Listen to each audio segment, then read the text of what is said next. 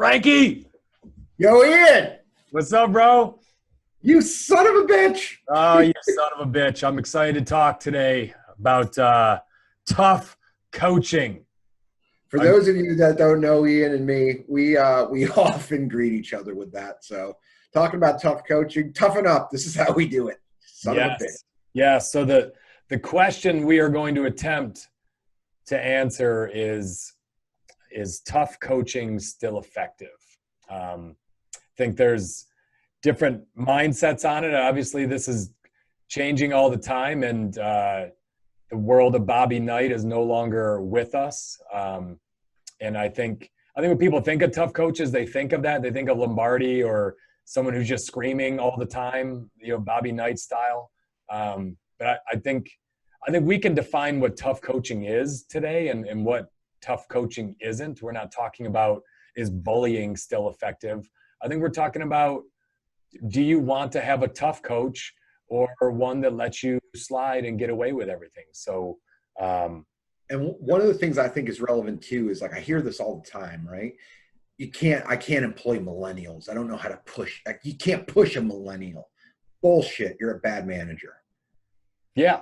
I think the age of someone has nothing to do with the way you coach them, right? I think a baby boomer could get just as sensitive with tough coaching as a millennial. I think that's insulting to a 22-year-old, a 28-year-old that they wouldn't be able to take some tough coaching. That's insulting. I've met plenty that are amazingly respond to tough coaching, but you've got to do it right. You can't just holler at anyone. It doesn't matter what their age is. People are people. That's like everything else. There's a process if you're going to get away with it. So talk about one of your earliest experiences with a tough coach. So youth sports are a big part of both of our lives, right? Like, your son's older than my son, and you spent a ton of your time in youth sports. And, I grew up in South Florida where youth sports was, it was like church. It wasn't missed. So to that end, I had a bunch of jerks who were coaches in, like, the little leagues and the city leagues. But my high school football coach was a god. And he was someone who, this is relevant. I went to freshman year at a school that was established. My sophomore year, they moved incoming freshmen, sophomores, and juniors to a new high school. So we had no senior class, but we fielded varsity sports teams. So we were playing varsity sports as 10th graders, which usually you don't do that until 11th grade. So he had an uphill climb. He had a bunch of very average athletes that were a year younger than anybody else, and he had just a ragtag group that he had to field a team with. So what he ended up doing was, he wasn't a prick. He had incredibly high standards that we could not live up to. No way we could live up to these standards. We're 14, 15 years old, maybe 16, playing against 18-year-old men who'd be starting for Florida State the next year. Like, we got our asses kicked. And the only way that we didn't die is because he held us to this really, really high standard that is kind of a throwback. He wasn't a Bobby Knight. He wasn't one of those guys, but he was not a touchy-feely guy either. He let it be known that you had to do more than you thought you were capable. What happened? We sucked. We were terrible for that first year. We were absolutely terrible. We went 0-10. We got our asses kicked. We played against a team called Ely. If you know anything about Broward County football, Broward County probably produces in the top 10 of Division I college football players every year. We played against this team at Ely who literally had 11 kids that were Division I athletes. Like, several of them started the next year. We lost 56-0 against them, and they canceled the game in the beginning of the third quarter because of lightning. Like, they would have probably scored 100. So I'm 45. As a 16, I think I was 15. As a 15-year-old, I felt demoralized. I felt I remember being physically hurt. Like, I thought I got hit so hard I thought I had a concussion just because someone just hit me in the head. Like, so in that moment, it was awful. We lost. We got killed. We come back the next day, and he did not let us off. He said, "You should have done better. You should have done better." The next year, we played Ely, and we won. That same team that beat us by 56 points in 3 quarters, we beat them. My senior year, we beat their asses again. These guys had no business losing to us. They were so freaking good, but our coach didn't let us off. We lost to the kid that holds the record at Notre Dame for most rushing yards. We played against him. Our coach was so pissed we lost that game. Like me, Nickel, Grushka in the back of the bus on the way home, like, he's fucking nuts. There's no way we're as good as that guy. I mean, but he held us to a high standard.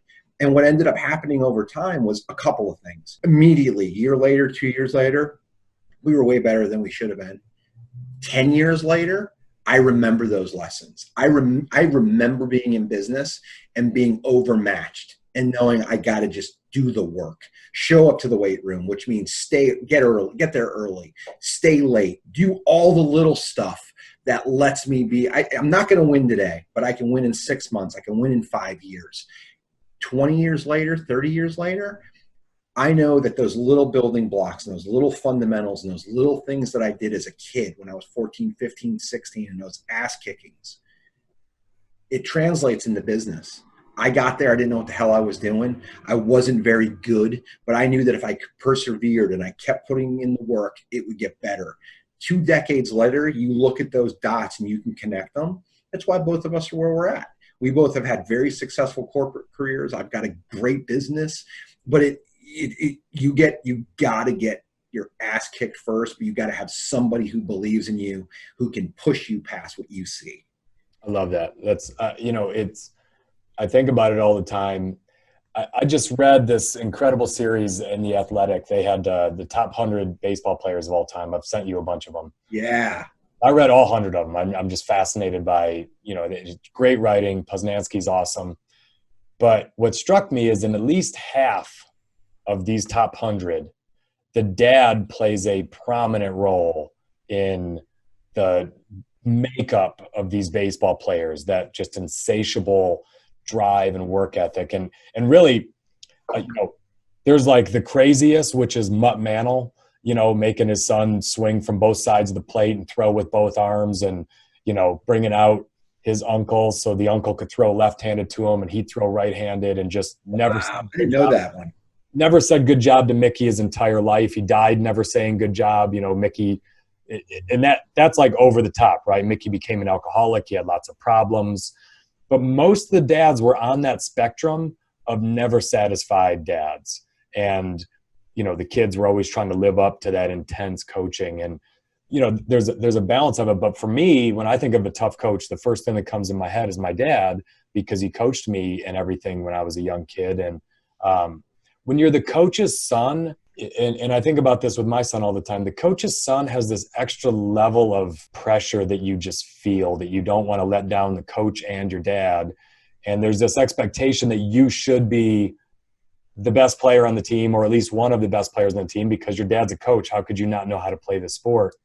And I think now as a coach for my son, I understand that pressure that dad coaches feel, right? Because when you're out there coaching, you feel this pressure of, how can I ask all these kids to do things if my kid won't do it, right? How can I bark at the team to hustle when my kid's walking off the field?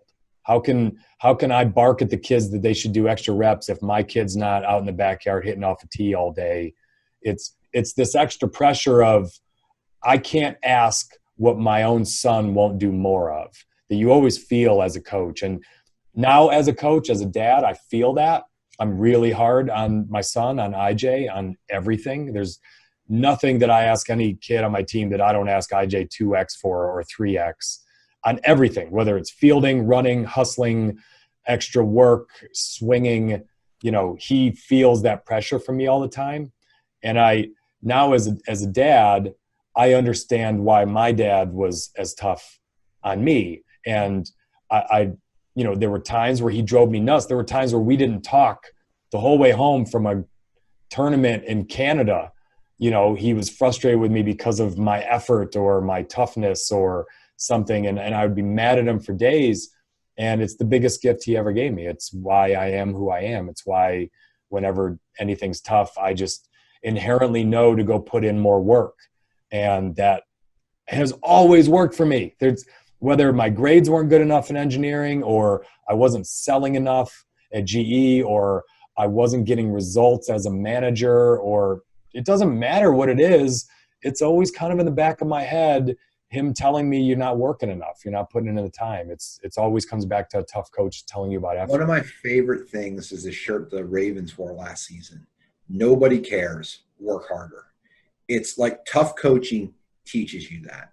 100%. So there's two things I think are really cool, right? So you and I are both sports geeks. We love sports, and we use lots of things from sports. We were really young when this came about, but the Miracle on Ice, 1980, and they built a movie on it, which whenever it comes on TV, you got to watch it, right? It's just so freaking good. Yeah. The coach was such a prick.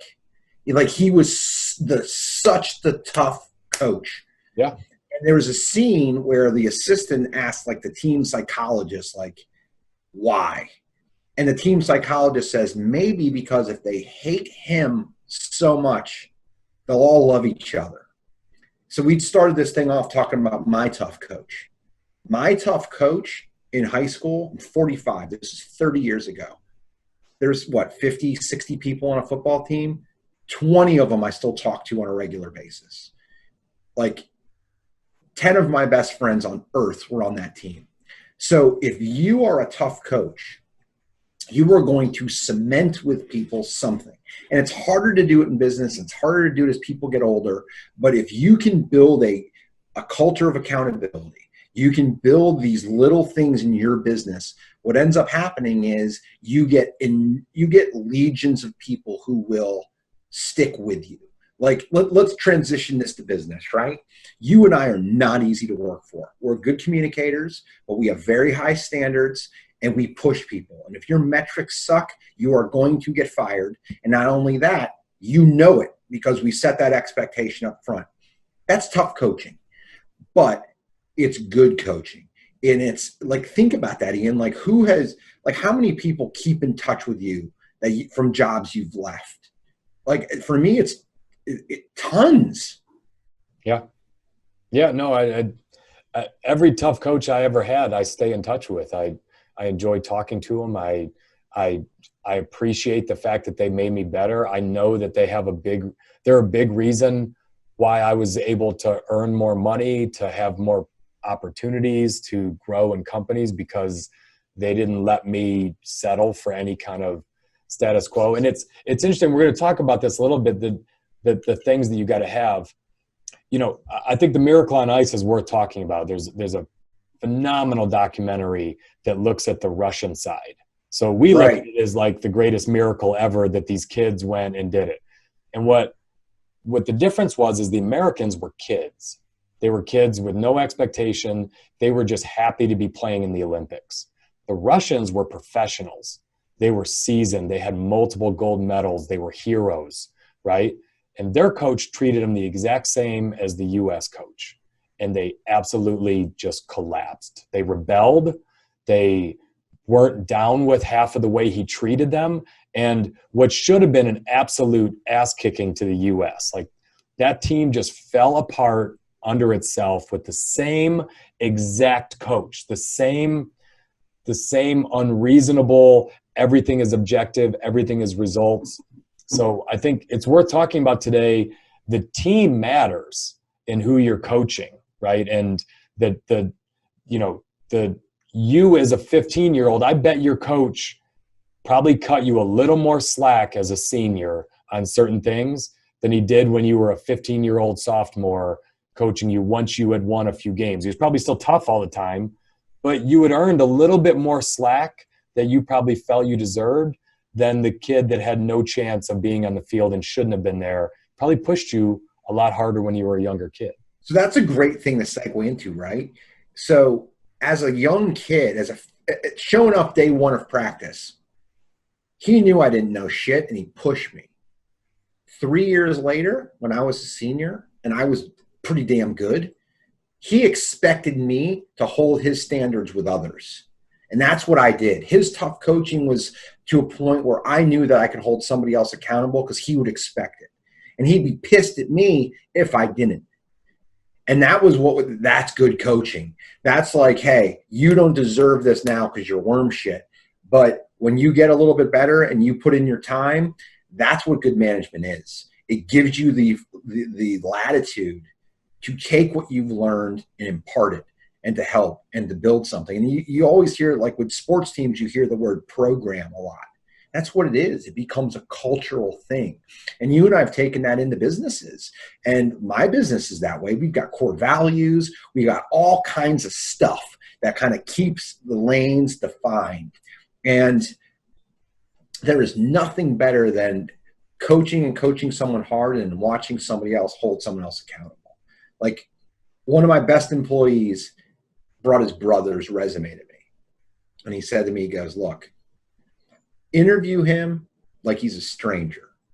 He will report directly to me, and it's the same story you had about IJ.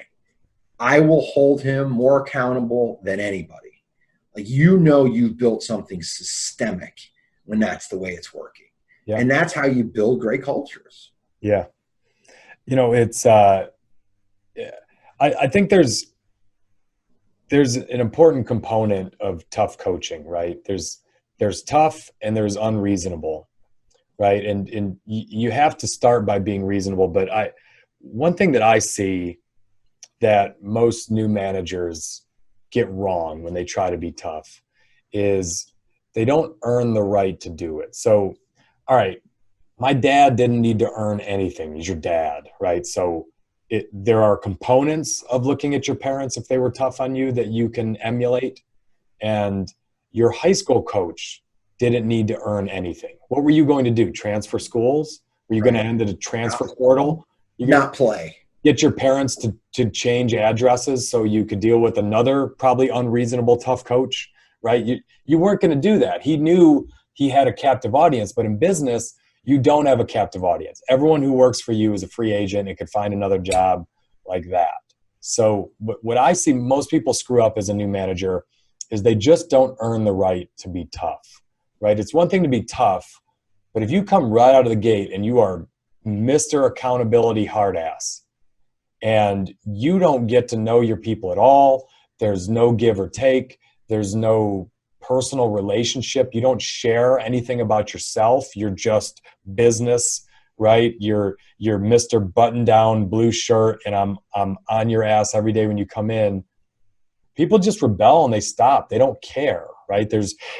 You can't be Mr. Softy either or Mrs. Softy, right? You can't be all buddy, but you got to strike a balance early if you're going to be tough. You've got to earn it a little bit and show them that you offer value, that you're a coach that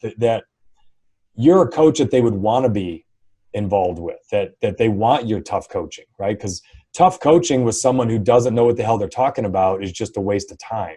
That's just a waste of stress. You have to those people are called being coached. Those people are called dickheads. So like there's a dickhead manager, right? They don't deserve the spot. They're kind of scared to be there. And looking back on it, there's no reason they're in that job because they don't have the chops. And what they are is they're just jerks. So there's a couple ways I can go with this. I think the analogy I'm going to use is this.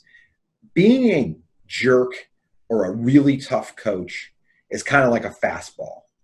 You could have the most amazing fastball in the world. You're going to get in the major leagues with an incredible fastball. But eventually you're going to get older. Your arm's not going to be the same as it was. And you are not going to be the same pitcher if all you have is a fastball.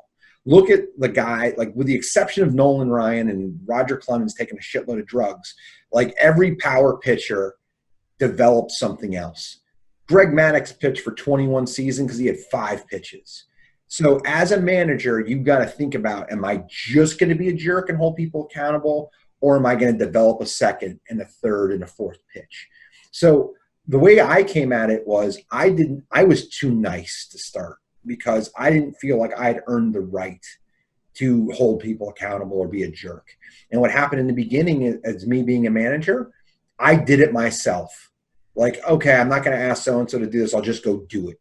And that's the wrong answer too. But having earned the right and building that and then knowing that, hey, it's this person's responsibility, feeling comfortable making sure that happens, then holding them accountable, that's kind of the special sauce. And then How do you deliver the message? Is this the moment to be a hard ass? Is this the moment to be neutral? Is this the moment to be compassionate and say, I understand what you're dealing with. And you got to understand those things if you're going to really build a team. With a sports team, Herb Brooks coached in the 80 Olympics, my high school football coach, they didn't need that. They could just be hard asses. But if you're like in today's society in 2020, you got to have a multitude of pitches or you're going to burn people out and you're never really going to build what you want to build. You look at a lot of people want to try to emulate an actual coach. So they want to emulate Bill Belichick, right?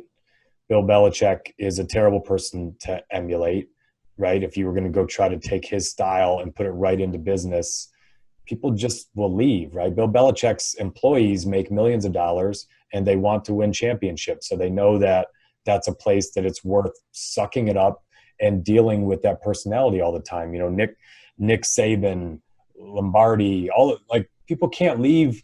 It's getting a little easier to leave Alabama, but once you're there, you're kind of stuck. You kind of got to deal with someone being on you all the time. And what they don't see is behind the scenes, there's a lot of pats on the back. There's a lot of encouragement. There's a lot of positivity. All they see is the scowl during game day. But, you know, if you're just a perma scowl all the time as a tough coach, you know, it just grates on people. It wears you out. And to your point on a pitcher with a fastball, even if you throw 105, if everyone knows it's coming, people hit that. That's you need second and third pitches because you don't want to be – you become predictable. You become stale. You become uninteresting. So I think when you think about a tough coach, the tough coaches I had always knew when I was being harder on myself than I needed to be. And they also always knew when I was feeling a little too good about myself, which for me, it was almost always the latter, right? I have a big ego. I'm always feeling good about myself. So good coaches with me were always just pricking me with a pin when the ego was starting to blow a little too much. It was always yeah, but this doesn't look that good. Or yeah, you did that good, but what about this? It was always, there was always an expectation of I want more from you. And they were never satisfied, right? They didn't. But on days where I was feeling good about myself or they knew things were going, the better things were going let me say it this way. The better things were going in my business, the tougher my coaches were on me, right? That's the CEO of the last company. If we were having a great quarter and I was excited to go in and talk about my numbers, damn if he wouldn't just pull the 3 things out of 30 that weren't working in my business, and that's all he wanted to talk about for 2 hours. Because he didn't want me to get comfortable. He didn't want me to feel good. Now, if I was going in there and we were talking about 30 things and 27 were broken, he was calm. He was asking how he could help. He knew I felt terrible about myself. He knew I was down. He knew I was busted and broken. And he was there to kind of build me up a little bit. But in all the other times where things were going well, he was just relentless to the point where I would be pissed when I left. Like, damn it. 90% of things are going great and he's still not happy. And then what would I do? I'd go fix the 10% that he talked to me about and we'd do it all over again. But when things are broke, he took a totally different approach and he was more supportive. He didn't kick you when you were down. He didn't beat the shit out of you when you were down. He knew how to kind of, all right, let me pull you up a little bit more. So I think this is important, right? Like, what is the goal of coaching or managing anyways? Like when I was a 14, 15-year-old playing varsity football, a coach wasn't thinking about that season. He was thinking about the next season or the season after that. He knew we were going to suck our first season. When, Paul's breaking your balls when you're 90%, he's thinking about how can he squeeze a little bit more out. But the really good manager knows I've hired the right person. I've got a guy who cares. I've seen that. And not only that, berating him right now is not going to do anything. I got to go find somebody to do it. I've got a competent person who cares in this role. I've seen success before, or I hired this person because of a success resume. Now what I got to do is, as a business owner or the person who's coaching, I got to look at what's important. What's important is we're floundering. The market sucks. It's a new segment of business, something. And it's not working, but I've got the right people and we suck. That's an easy thing to manage, because that's then it's big things that you can fix, big things you can fix. But the goal of management, a couple of things. The difference between good and great is measured in millimeters and not miles. That's harder to manage. That is the 90%, but getting to 92 or 94. That's harder stuff. And back to the pitch analogy, you are never going to get the big stuff fixed and only have an ability to work on the small stuff if you don't start with that mentality up front. And we've both seen that. Like, I've had a boss who was just, they weren't necessarily, they were kind of tough, but they just weren't, they were obtuse more than tough. And what it did is it alienated everybody. Like this person was scared of me, and ultimately I got further up the chain than they did. And I was their boss at some point. But that's how they managed. They managed scared, and they managed in a way that they did not engender a sense like a Belichick or my high school football coach, or like you and I with teams. And instead they just managed with this kind of iron fist, and continuity sucked, results sucked. All of those things were there because nobody wanted to do anything for that person. But if you had the other manager who was good to you, held you accountable, but said, hey, I need 2 more sales this month to hit my number, not me personally, the manager, they could call you up, and that person had your back. You will go get it for that person because you knew, you know what I mean? You built that credibility where that's huge. Yeah. Yeah. The last manager I had at GE used toughness as kind of a veil for his insecurity that he didn't know anything about our business. He literally couldn't, if you laid out 15 of our products and had him go match up the name of the product with what the actual piece of equipment was in front of him, he would fail. He could go 0 for 15. He knew nothing about what we sold. And so his way of masking that was just talking about numbers, right? You committed to $15 million this month. You're at 14 million. You're failing. My job is to hold you accountable. Why aren't you getting better? And more meetings to just talk about numbers. And if you brought up anything outside of the numbers, he would cut you off and not want to talk about it. And he would say, you're making excuses. Hit your number. But he didn't want to listen. Instead of, to me, a tough manager could not know the business and say, explain this a little bit more. Explain this technical problem you're talking about, and then still be tough and then still say, well, okay, I hear that, but why isn't this guy having the same problem, your peer? And they could find ways to hold you accountable in different ways or try to listen. But that entire team, Frank, left GE. They all left. All those people that reported to him, gone, left. And I know a bunch of them are running companies today. They're presidents, they're CEOs, they're starting, incredible companies. And the company lost a lot of talent because that guy was too insecure to admit what he didn't know. And so he hid under the veil of tough guy. That's who I'm going to be. I'm going to be Johnny Hardass. And I saw a lot of GE managers do that because what was written about Jack Welch was how tough he was, right? Neutron Jack, right? Wasn't afraid to shut a business down if it wasn't 1 or 2. And he could look you in the eye and tell you weren't performing. But when you look at his career afterward, he just died this year. How many executives came out and told some story about how Jack got in a car and drove out to their office and spent a day with them, trying to comfort them when they were having a real tough time, or a handwritten note that Jack had sent when they were feeling, when they had just missed a couple of numbers. There are thousands of those stories that came out that Jack, behind the scenes, he connected with all his people. He got to know them personally, celebrated when they did good things. Now, he was up your butt all the time. And I think a statement that always stuck with me that I took from GE was pleased but not satisfied. And I love that statement of a great tough coach, that even when you're performing well, they can say, look, I'm pleased with that. I'm not satisfied. Even if you just literally crushed something, you just always have that feeling with a good tough coach that they always believe in you enough that they think you could have done a little more. And if presented right and if done right, that's how you feel. You feel this person believes in me. They think I could They'd think I could do better, right? When you were going up against that kid from Florida State, even if you stalemated him, right? And he's chewing on you, you're like, man, he believes I should be on the field with this guy. Because I don't.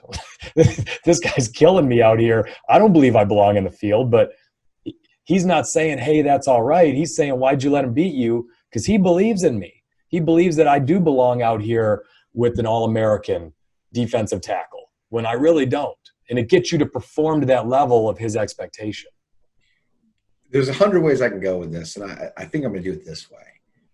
Gary Vee's first book was Crush It. I can't remember what chapter it was, 11, 13. It was a prime number. And the name of the chapter was Care. And you know what was written after the title? Nothing. That was the entire chapter. Care. That is the thing that allows you to be a tough coach. If someone knows you give a shit, they don't care about. Nobody cares about you. Everybody cares about themselves. Mm-hmm. If someone thinks you give a shit about them, you're going to get the most out of them. And people who just beat you over the head with numbers, or people who don't deserve to be the jerk, or people who don't deserve to be in that seat, showing humility gets you there. Being honest gets you there. Like, there's no way you're going to be a world-class leader 5 days, 5 months after you were promoted. No fucking way. Do you know how you can earn respect? Is tell people, look, you don't do this publicly. You take your best 3 people that you're now managing. You say, look, you know me. I worked with you. I've been promoted. I need you. I don't know what I'm doing as a manager. I know the job, but I know you know the job. I need you to help me. What do you need from me to succeed? And you ask them and you give them what they need. And that is how you can do it. You can hold those people accountable, but they got buy-in. Like, there's a difference in that. Like, how many free agents go to New England to play for Belichick? Because you're going to win a fucking Super Bowl. And when your Wikipedia page comes up, it's going to say Super Bowl, not that he beat your ass. Those are the little things. But if you listen to anybody talk about Belichick, he's an unbelievable coach. He's a teacher. He gets into the nitty-gritty with you because he knows it. If you know the nitty-gritty, get into it. Help. Be that way. If you don't know the nitty-gritty, be honest. Realize I don't know the nitty-gritty as well as I need to. I need to rely on my best managers. And you and I can both tell tons of stories of that, about being young managers and leaning on that, and being seasoned managers and leaning on our own experience. But that's developing the pitch. That's more than just a fastball. That's having the different skills. Yeah, and I think you also, you know, especially in business as a leader, you can be very demanding and very tough when it comes to objective measures in a business, and still get along with someone in the same conversation personally. We could talk about your kid's Little League game yesterday and the fact that you just missed 2 months in a row of your quota in the same conversation. I think a mistake a lot of people make is they take the tough part of the objective business piece and they make it a little too personal. That should just be objective. I'm just looking at some results here. They're not going the way they should. Let's talk about it. I expect more of you. But you can finish it that way. You know, one of my favorite managers ever used to just drive me crazy because he was tough. He was just always raising the bar. But he had a way, even in a conversation, I never did it the way he did. He could yell at you. He could bark. He could chew you out on a phone. And somehow every time you got off the phone, he'd have you giggling, right? As soon as the conversation of business of what he was mad about was done, it was, what are you doing this weekend? What's going on? What else is new? What's going on? What's Jenny? What are you and Jenny doing? What you guys been in any good restaurants? Then we'd have a laugh. He'd make fun of me about something. And I'd get off with kind of a grin on my face, a little irritated with him. I'd go focus on the other thing, but he always found a way to remind me that, hey, we're both people and we get along. I just expect so much of you, and I'm never going to stop that. A tough coach just sees more in you than you are seeing in yourself, and just constantly reminds you, I'm never going to stop expecting more of you than you expect to yourself. That's what a tough coach is. They don't need to make it personal. They need to be mean. They just expect a lot out of you, and they never stop expecting more. They're never satisfied. Just never. So you and I talked about this in prep, right? We haven't talked about it yet. I find this frustrating. And I think that whenever this comes up, it's kind of like a litmus test. Oh, you're a jackass. Because I'll hear like, you can't manage a millennial. Like I can't be tough on a millennial. Bullshit. You got the wrong millennial. You can get the wrong millennial. You can get the wrong Gen Xer. You can get the wrong greatest American generation, whatever, baby boomers. Like at some point, we're going to talk about hiring and building culture. You need to get the right people on the bus. If you inherit a team, we talked about this in Firing the Asshole. If you got to get the right people on the team, you got to be able to push them. You can't push them all the time. These are human beings. They need empathy. They need everything. They don't just need to be pushed. But if you have the right on-ramping program and the right screening process, and if you work for a big company, you're going to just inherit this stuff. If you build your own business, you need to define what your culture is, and then you need to build a parameter and an on-ramping and a hiring program. In our sales department, we use a test called the predictive index. I think there's 21 types of people who fit into the PI. If you're going in for sales, we'll take 5. If you're not one of those 5, we will not hire you. That's it. Like part of the job application, it's a 6-minute test. If you're not one of these 5, you get the autoresponder. We're not going to bring you in. Get the right people on the bus because you've got to have the right skills to do the job. But then it's the other piece. It's having empathy, giving them what they need, coaching them, training them. And it does not matter what generation you're from. If you find the people with the right skills, with the right care, and if they believe that their future is in good hands working with you, you're going to maintain a great relationship with that person. You're going to get a great worker. That's it. And like, if we were to, like, we're trying not to use names, right? But you and I both know the people who we're referring to. Everybody that we look up to gave a shit about us. And a lot of them were different generations than us. We were the frustrating generation for them. Like, how do you manage these kids? They figured it out. They gave a shit. They thought we were smart. We knew they thought they were smart. We were smart. They trusted us. They gave us latitude. When we fucked up, they protected us. They did those things behind closed doors. They did it publicly. Hey, don't come down on Frank. He's working his ass off. They pull you into their office and say, don't ever fucking do that again. Like, that's good coaching. That's tough coaching. I don't want to let that guy down. He didn't just embarrass me in front of my peers. He stood up for me. But then afterwards, kind of like our dads, he gave us the business. Well, not a lot of fluff after that. It was get the hell out of my office. But you knew that that guy had your back. But if you did it enough times, he might not. So you wanted to make sure of that. I've seen zero evidence that young people don't take to tough coaching. It's insulting to millennials. It's insulting to Gen Y. When I came in right out of college, I'm Gen X. People said my generation was soft as hell and they couldn't it. It's ridiculous. I think younger folks are easier to be tough on than someone over 40 that's been doing it. There's not really an entitlement. As long as they know that you have value to add, right? The people that are saying that are just shitty managers that can't help people grow. If you take a 23-year-old out of college and they look at you as someone they could take something away from, they're sponges. They're all trying to learn and get as valuable as they can so they can make a lot of money and do something impactful. If they believe you're that, you could be as tough as you want on them, right? As long as they know, damn, I'm learning every time and it's the same thing, right? If you expect a lot out of someone who's young, that surprises them. Like, man, he expects me to be doing this well this early.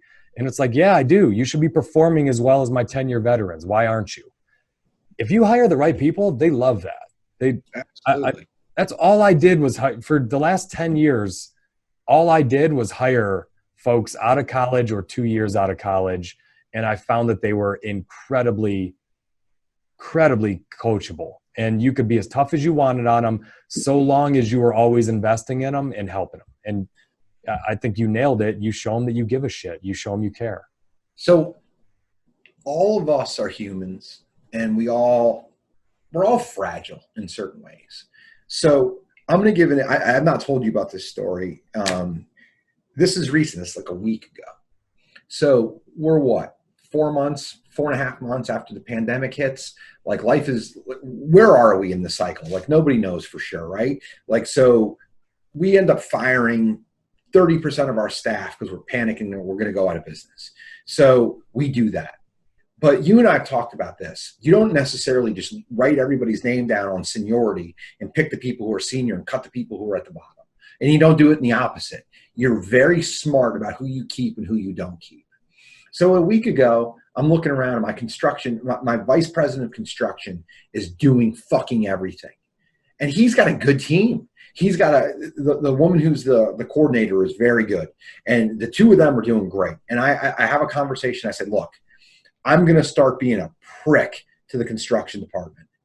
They are not living up to the expectations. They are not doing enough to help the two of you. They're letting you two down. I walked into the meeting and I said, look, rule number one, I've said this before, rule number one with management is you don't give critical feedback in front of other people. Well, guess what? I'm doing it right now. And I was like, let me tell you where this conversation is going to go. I want to start with this. You're not doing enough, and I'm disappointed in you and you. But before I get into that, do you remember what happened on March 20th? What happened? They both said we fired 30% of our staff. I said, were you fired? The answer is clearly no. They're in the conference room. They're like, no. I'm like, do you know why you were not fired? Because I picked you specifically. I want you on this team. Not only do I want you, I point to the manager and I say, he wants you on this team. He advocated for you. You're here for a reason. But let's talk about what you're not doing. And then we go into the specifics. You're not doing this. You're not doing this. You're not doing this. You're not doing this. You're not doing this. You're not doing this. Let's go back to where we started. Why did we pick you to stay? Because you're great at this. Why did we pick you? Because you're really good here. He needs you to do more. That's tough fucking coaching. That's getting all the cards on the table. I earned it. I chose them to be here. I advocated for the manager who picked to have them. And this is what happened. Within an hour, I saw results. People who weren't communicating were communicating. People were stepping up. Two guys were working together, like they were Siamese twins. They were broken apart. They were doing the little things. But that's the arc of the story of good management. I'd earned the right. We chose it. We communicated it. I said what they were great at, what they weren't doing well, and how we needed to work as a team because we need to solve some problems as a group. And we weren't doing that. So we could have addressed it individually, but in this instance, it worked, and it worked incredibly well. And the production, literally, it was like this, boop, in an hour. But that stuff gets earned. I mean, all that is you're being direct. You're being honest with someone, right? There's some people think that they're being a tough coach and they're passive aggressive, right? They find ways to get that message across by taking things away from people, by things they don't say, by talking about people when they're not around and letting that message get back to them. I respond well to someone who will just tell me directly, here's what I'm not getting done or what I need to get after that. And you can do that because you have a personal relationship with these people. If you didn't, they'd just say, that guy's a jerk. I'm going to get out of here. It's not worth it to me. So no one wants to be led by a passive aggressive person. They'd rather you tell it to them straight. And even in that moment, if they think you're being unreasonable or irritating, I think the key to that message is, I expect more of you. That's how can anyone be mad at a leader for expecting more of you? That just means they believe in you. That means they believe in you more than you even thought that they did. It comes back to our high school football coach when I was 14 and 15. He knew that I was capable of more than I knew I was capable of. Yeah. And I think one of the blessings in my life is he was my football coach. Wrapping this up, just a few points that we touched on today as a wrap up. What a lot of managers get wrong. You have to earn the right to be tough. You have to earn the right to be a tough coach. You've got to balance accountability with affiliation. So you can't be all on one side. You can't be all buddy, and you can't be all jerk, right? You've got to find a way to strike a personal relationship with someone and hold them accountable at the same time, or you're not going to earn respect. It's not an either or management. You said that there's been times where you've been too likable, and there's probably been times where you've been too tough. And when you fall in the middle, it's when you're most effective. And I've found that with every manager I've had, that the most effective ones had both. They didn't lean on one or the other all the time with me. And I think we talked today about timing matters. When someone's already being tough on themselves, when they're already down on themselves, that's not the time to kick. That's the time to help bring them up. And when they're feeling a little too good about themselves or not realizing that they're not getting something, that's the time to be tough, when you can expect a little bit more. And to that end, to summarize with that exact point, as the manager, you need to know what you're trying to accomplish. Like if it's a shit show, being overly micromanaging ain't great. But if it's good times and you're getting that little extra bit out of them, that you got to know how to manage to the situation, like we talked about. We talked about treating employees differently, and that's something that most new managers don't get right, is they think everyone should be treated the same because their parents told them that they love them as much as their siblings. And that's what we get used to growing up, is hearing those things from teachers, that everyone gets treated the same. The Emmitt Smith gets treated different than the third string offensive tackle. I love that. And it's the same as the coaching from the US and the coaching from the Russians was the same, but they had two terribly different teams, and it worked really well on one and it completely collapsed the others, because the Russians did not recognize that they had a team that did not need to be coached the same way as a bunch of college kids. I think something you mentioned that I love, that I want to just repeat at the end of this, is if you hire the wrong people from the start, you can't do this. You have to hire people that have a high expectation of themselves and that have some resilience, so that you can use tough coaching. You have to seek out people that want a tough coach that will push them to do more. If you hire people without ambition, they're not going to like a tough coach, because they don't want to grow. They don't care. They want a job. They want to get paid. You have to actively seek out people that want to get better, and they'll connect with you more as a tough coach. At some point, we'll get into an interview podcast. We'll talk about that. A question you must ask if you want to be a tough coach is, talk to me about a tough coach, and ask questions about it. Like, don't miss that opportunity in the interview. Like, talk about it. Like, be personable, get it out of them. And, if they're just bonbon eaters and they've never been tough coached, I can't hire them, because I'm going to piss them off. They're not going to work. And like, if you're not sure how to properly talk about that, just fucking do it. Just come out and say, look, I can be a jerk. I'm going to push you. Are you comfortable in that environment? And like deal with it now. I love to ask in an interview, tell me about the best coach you ever had, and then just shut up and I listen. And if they describe me, awesome. All right. If they don't describe me, I'll say, tell me about another one. And I'll try to hear, okay, is there someone close to me? But if it doesn't sound like me at all, it's a problem, right? So I need to kind of think through, are they going to like my approach, my style? Sounds like they like a totally different approach. One of the things we didn't come out and say, Ian, that I think makes sense in the wrap up is, if you're going to be a good manager, you got to be self-aware. You are self-aware of who you are, and that's who you're looking for in that example, right? Because there's only so much we can do to be chameleons and change. We've kind of gotten here. This is our methodology. We've got a multitude of things we can do and skills we can rely on, but we're kind of who we are in a way. Yep. So you've got to be very mindful of that when you start this process. Love that. The last one I had, which, I talked about coach's kid concept.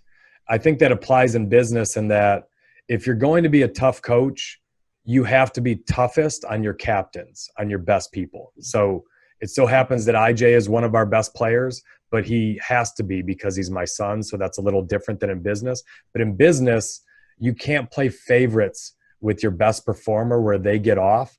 You have to, it's Bill Belichick destroying Tom Brady in every single offensive meeting in front of the rest of the team to make the point that even my favorite son is going to get it as much as everyone else. You're not above it. So I think I think those two are tangents, right? The way I look at how my dad coached me, how I coach my son, the best player, I'm toughest on him the most in practice. And no one thinks that there's any, preferential treatment or anything else. I think that's a critical piece of tough coaching. I think with a small business, you got to be a little bit careful with that.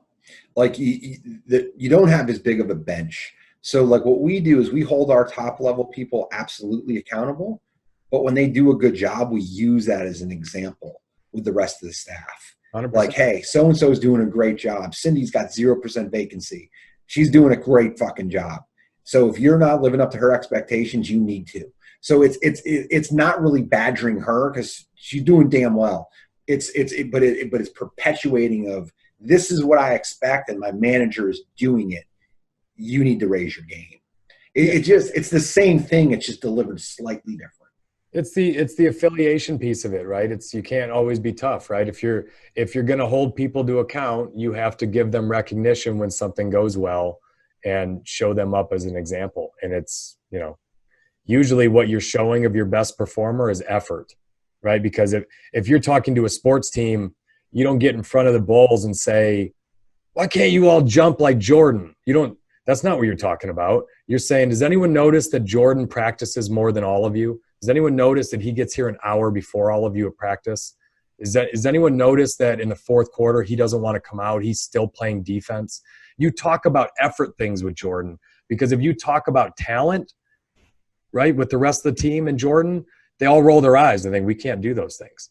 But what you can all do are the things that everyone can do that Jordan does, right? The effort things. And that to me is what you put up in front of a team with your star, is the little things that they do, not the things that they do where just, a programmer, a computer programmer who's so smart, he can run code around everyone. You don't talk about why can't you all knock out as much code as him? That's not it. You're probably talking about some of the intangibles that guy's doing, because if all you talk about is his skill, people just shut down. They just shut down. They go, well, we can't do that. That's a level that we're not at. Businesses and segments of business become magic when this happens. If you, like in both of these stories, we're the boss, right? So we both work real hard. We both show up. We put in a shitload of effort, and people see that. But I know more fundamentally about real estate than anybody else. I started this business based upon things I'm good at. Like, why pick a business that you suck at? So like I have an inherent advantage because I pick the segment. But when people look around, when my top 5 employees look around, they know I'm working hard. They know I'm working smart. And they do the same thing. They put in the same level of effort. They may know something better than me. They may know something a little bit less. But the point of the matter is they look and there's credibility there. So as a manager, if you're doing the little things that you're holding people accountable to, you're going to get credibility so much faster. Even as a new manager, if you're outworking the problem a little bit and you're really kind of pushing, they're going to see that. They're going to see the care. They're going to see the effort. It gives you a lot of latitude that you might not have gotten. So I think the answer to the subject of this podcast is we have 2 votes to definitively yes, tough coaching still works. So if you're not trying it, if you haven't attempted it yet, start to mix it in. Don't go all in. You still have to affiliate with your staff. You still have to connect with people. But I personally believe that you can't have an exceptional organization. You can't have an exceptional team without some tough love. Agreed. And speaking of tough love, you should get a new shirt because that one just doesn't look so good on you, Frank. Thanks, Ian. I completely disagree. And with that, we'll end this podcast. What you just said is one of the most insanely idiotic things I have ever heard. Everyone in this room is now dumber for having listened to it.